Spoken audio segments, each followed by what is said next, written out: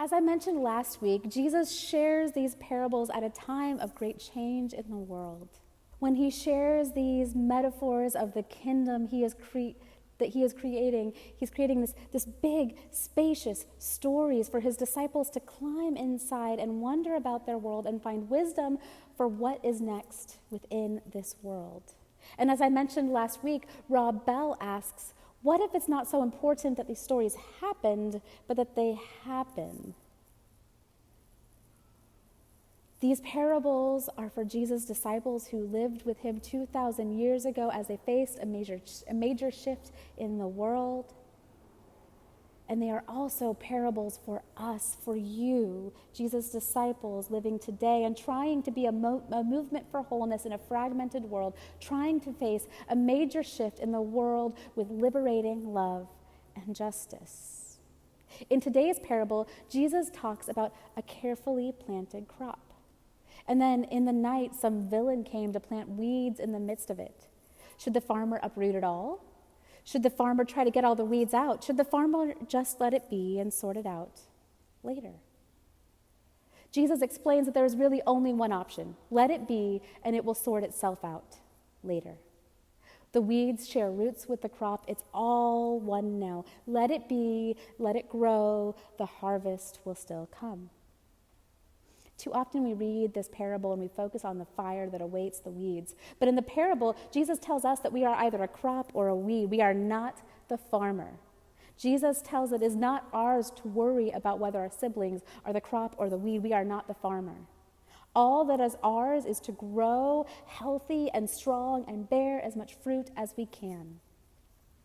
Some of us love CHOP. Some of us were turned off by CHOP. Some of us support taking to the highways to protest. Some of us don't. This parable asks us how we can grow together.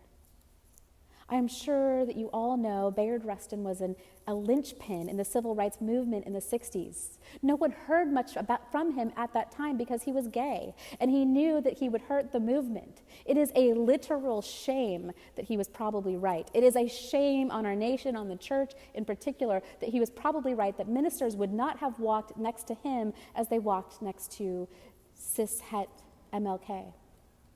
I'm sure that you all know that MLK was also not originally a pacifist.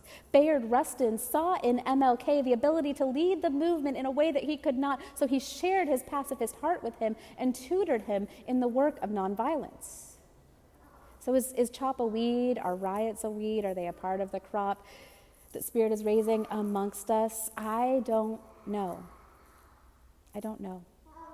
What I do know is that our community has the wisdom of years of struggle and peaceful revolution. I know that you who are listening to me, everyone I know at Welcome Table, truly you have invaluable wisdom to share.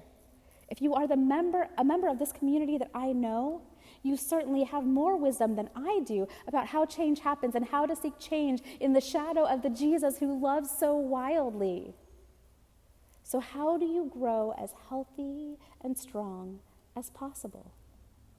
How do you lay aside the question of who is a weed and who is a crop and simply join with all around you to grow as much fruit in the field of this earth as is possible? Maybe alongside what would Jesus do, we can ask, what would Bayard Rustin do? Just a thought. What would Bayard Rustin do? Welcome Table, Jesus welcomes the growing weeds and the growing crops, and so do we. How this day is Spirit calling you to step around the question of who is a weed and who is a crop to the greater question of how do we work together to grow a fruitful world? What is my part? What is your part in collaborating together toward a plentiful harvest of liberating love, justice, welcome, and mutual flourishing for all people and all that Creator has made?